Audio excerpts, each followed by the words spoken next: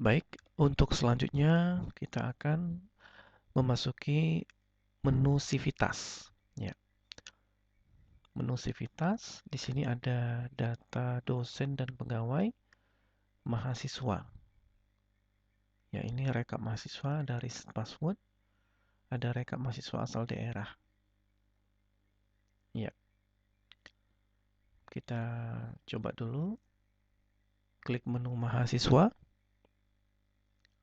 Nah, ingat kita berada di tahun ganjil 2021-2022 pada program studi bimbingan dan konseling.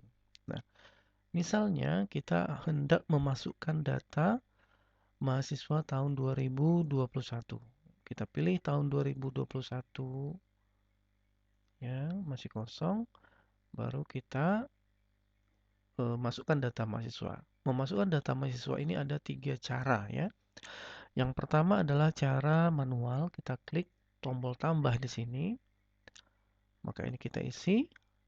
Kalau ID record ini secara otomatis dia tercreate dari database. NIM-nya ini tinggal kita ketik manual. Nomor kakak, dosen PA-nya ini bisa ditentukan sekarang, bisa nanti. Diisi semua seperti ini. Ya, kita coba. Misalnya 2021 0011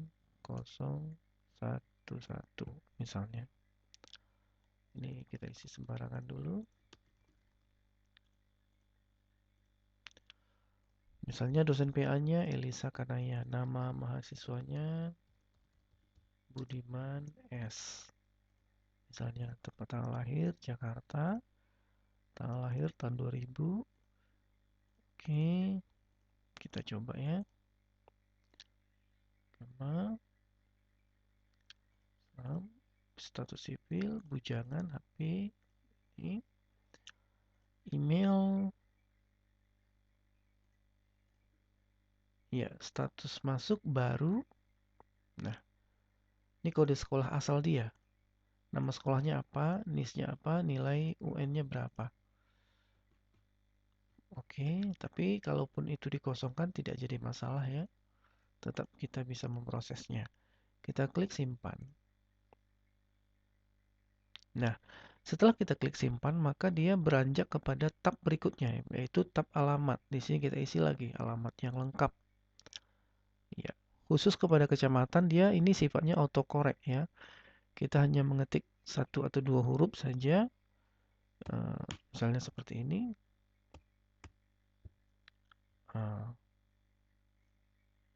Dia sudah tampil kabupatennya, provinsinya seperti itu. Ya. Nanti setelah kita klik simpan, maka dia ke menu orang tua. Baru ke menu akademik seperti itu. Ya. Ini cara memasukkan yang pertama. Nah, cara yang kedua adalah dengan cara mengimpor Excel. Jadi, artinya adalah data-data mahasiswa itu kita masukkan dulu, kita himpun di dalam Excel, NIM-nya, namanya, seperti itu, barulah kemudian kita import. Nah, caranya bagaimana? Yang pertama adalah kita download dulu format Excel-nya. Dari sini bisa kita download, lalu kita simpan di komputer atau di laptop, lalu kita edit datanya, kemudian baru kita import. Nah, di dalam laptop saya ini sudah ada data mahasiswa. Ini dia. Untuk kita import bisa dari sini ya.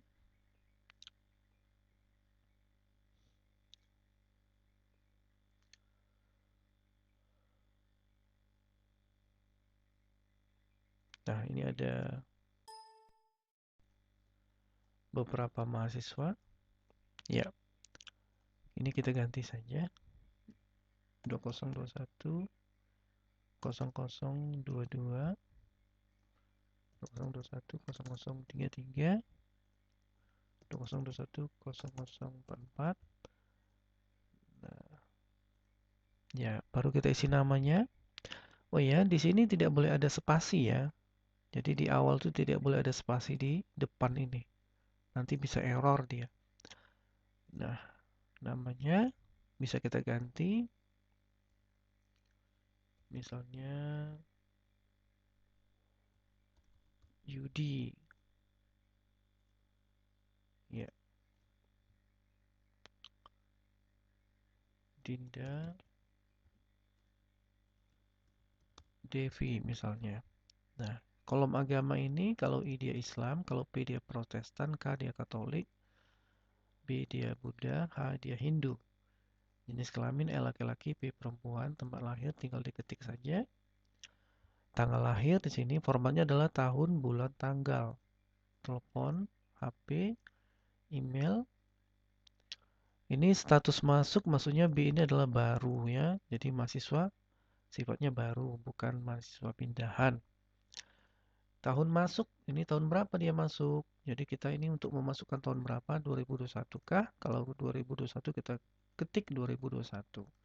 Semester masuk, semester kapan dia masuknya? Tentu dia semester 1, semester awal. Cara menulisnya adalah 20211. Artinya tahun 2021 ganjil, seperti itu. Tanggal masuknya tanggal berapa? ID kelasnya, ini ID kelas yang tercreate secara otomatis tadi. Kalau kita cek, ID kelas itu adalah di sini ya, kelas. Nah, di sini ada ID kelas. Ada ID-nya 1, ada 2. Kalau 1 berarti kelasnya A, kalau 2 kelasnya B. Seperti itu. Jadi di sini ID-nya 1, berarti dia kelas A.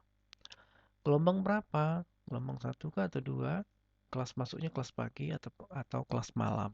Nah, setelah ini sempurna kita isi, barulah kita simpan. Setelah kita simpan, baru kita import Civitas mahasiswa. Ya, kita import. Kita cari filenya, choose file.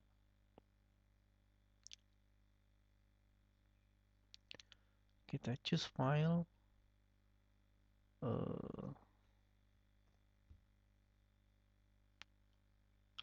Mahasiswa. Ya, kita open. Kita klik import.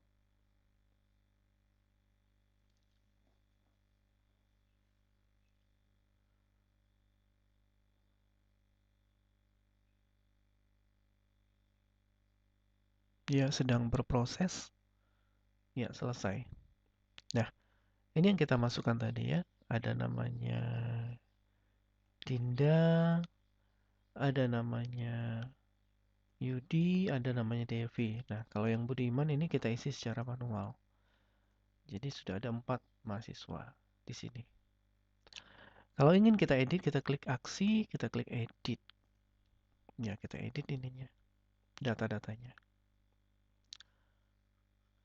Nah, dari mahasiswa juga bisa mengedit ya. Mahasiswa login dengan menggunakan NIM-nya ini. Passwordnya juga NIM-nya ini. Setelah dia login, nanti dia bisa mengedit datanya sendiri. Tapi tidak sampai ke data akademik. Karena data akademik sifatnya adalah terkunci ya. Jadi dia tidak boleh merubah semesternya, tidak boleh merubah eh, status mahasiswanya, seperti itu. Jadi dia bisa mengedit data-data dia, alamat dia, KTP dan KK, nama orang tuanya, segala macam, terkecuali di akademiknya. Oke, inilah cara memasukkan mahasiswa yang kedua. Nah, cara yang ketiga bagaimana? Cara yang ketiga mungkin kita buat di dalam video berikutnya, karena cara yang ketiga ini adalah cara otomatis dari PMB online. Jadi, calon mahasiswa dia mendaftar melalui form yang kita buat, lalu dia isi di sana data-datanya. Setelah itu data-data itu masuk ke dalam Siakat sebagai calon mahasiswa. Nah, setelah diproses memberi nilai lulus dan tidak lulus, barulah calon mahasiswa itu kita jadikan dia mahasiswa secara otomatis. Dia mendapatkan NIM sehingga calon mahasiswa tadi menjadi mahasiswa yang sudah mendapatkan NIM. Seperti itu. Jadi ada 3 cara untuk memasukkan data-data mahasiswa. Nah, Oke, baik, sampai di sini kita akan lanjutkan kepada dosen ya. Di sini ada menu dosen dan pegawai. Nah, di dosen ini kita lihat ada 4 ya. Nah, ini sama juga halnya dengan data mahasiswa, bisa diisi dengan secara manual. Manual kita isi NIDN-nya, NIP-nya, NIK-nya, gelarnya ya. Setelah kita isi data-data ini semua kita simpan, maka dia akan tersimpan. Nah, NIDN ini gunanya adalah selain memang datanya, data NIDN yang sesuai dengan dikti, NIDN ini juga berfungsi sebagai login dia. Jadi berapapun kita isi NIDN-nya, misalnya 1, 2, 3, 4, 5, 6, atau 00001. Apapun NIDN kita isi di sini, maka itu akan menjadi username-nya bagi si dosen ataupun pegawai ini. Username dan password-nya. Ya. Terus jika sudah terinput seperti ini bisa kita edit di sini. Nah, ya. Di sini kita lihat ya, ada namanya Elisa Kanaya, jabatan dosen. Ada Dr. Andus Mukarram, ini jabatannya kosong. Nah, kalau kosong seperti ini, sistem akan menganggapnya sebagai pegawai seperti itu, ya, atau non dosen, atau belum di set. Nah, di sini ada statusnya staff. Ini adalah status jabatan struktural. Nah, untuk mengedit ini, misalnya ini Dr. Andus Suryoto yang sebagai staff ini, dia jadi dosen. Misalnya, jadi kita klik aksi, klik edit. Untuk berpindah ke menu akademik, jabatan-jabatan itu ada di menu akademik. Kalau kita ingin meloncat ke sini, maka kita klik simpan ke menu ini, klik lagi simpan ke menu alamat, klik lagi simpan ke menu akademik. Nah, disinilah kita merubahnya. Nah, jabatan struktural ini dia sebagai apa?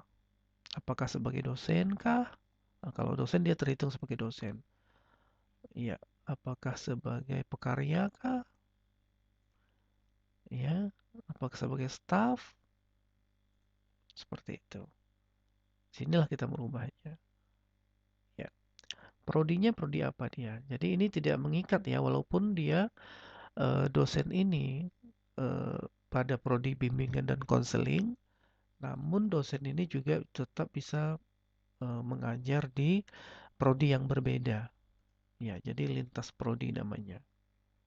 Ya, ini status aktifnya aktif atau tidak? Ya, setelah itu baru kita simpan ya. Oke.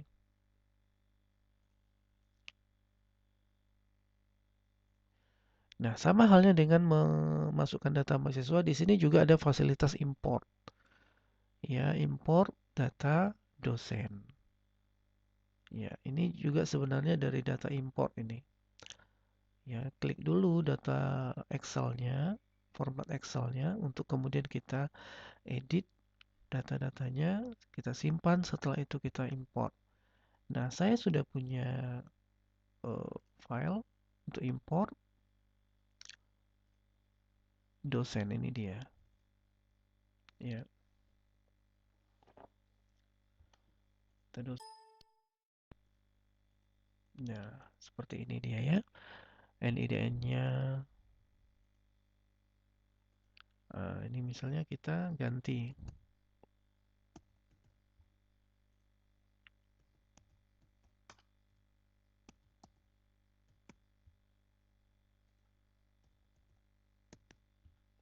Iya,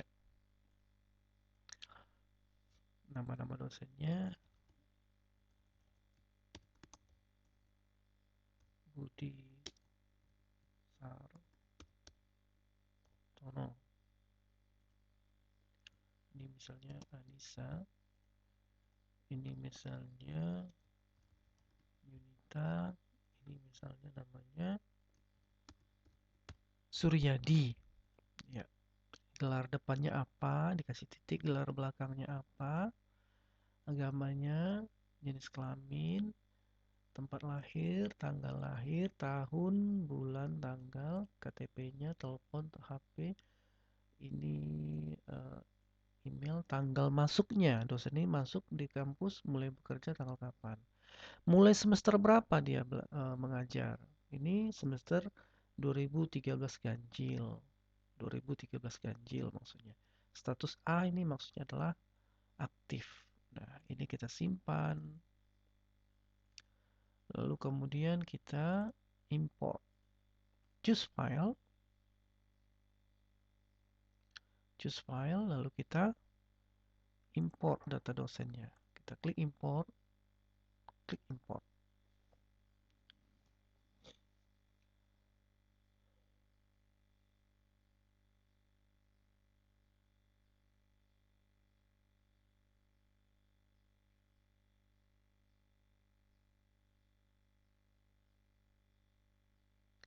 Ya, masih dalam proses.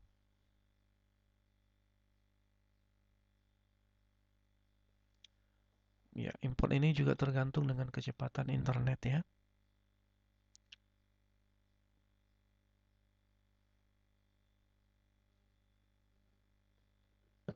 Ya, sudah ada ya. Jadi apa yang kita masukin tadi? Ada namanya Suryadi, ada namanya Anissa, ada namanya Yunita. Ya, sudah masuk dia. Yang kosong ini sistem mungkin membaca row yang kosong tadi. Jadi ini tinggal kita hapus saja. Klik OK. Ya.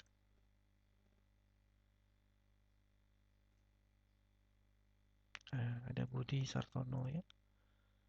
Oke, mengenai jabatan-jabatan ini nanti kita isi. Kita edit saja. Kita isi jabatannya di jabatan struktural. Apakah dia dosen atau staff atau yang lainnya. Seperti itu. Oke. Selanjutnya adalah kita akan memasuki menu yang lain ya. Namun di sini ada menu reset password. Ini reset password gampang saja. Misalnya dosen ataupun mahasiswa atau user yang lain, misalnya admin keuangan lupa password, dia bisa di reset melalui menu ini. Jadi admin bisa mereset password siapa saja. Ya. Nah, misalnya Anissa ini dia lupa nama passwordnya. Nah, dosennya kan NIDN-nya sebagai username dan password. Misalnya dia lupa password, kita reset. Nah, kita reset, kita masukkan NIDN-nya, kita cari, lalu kita bikin password barunya apa. Seperti itu. Baru klik reset. Maka dia otomatis password yang baru aktif. Seperti itu. Nah, kita sudah sampai kepada Civitas. Maka untuk selanjutnya, pada video selanjutnya kita akan membahas tentang penerimaan mahasiswa baru secara online dan bagaimana kita menginput mahasiswa itu, calon mahasiswa itu menjadi mahasiswa. Baik, terima kasih.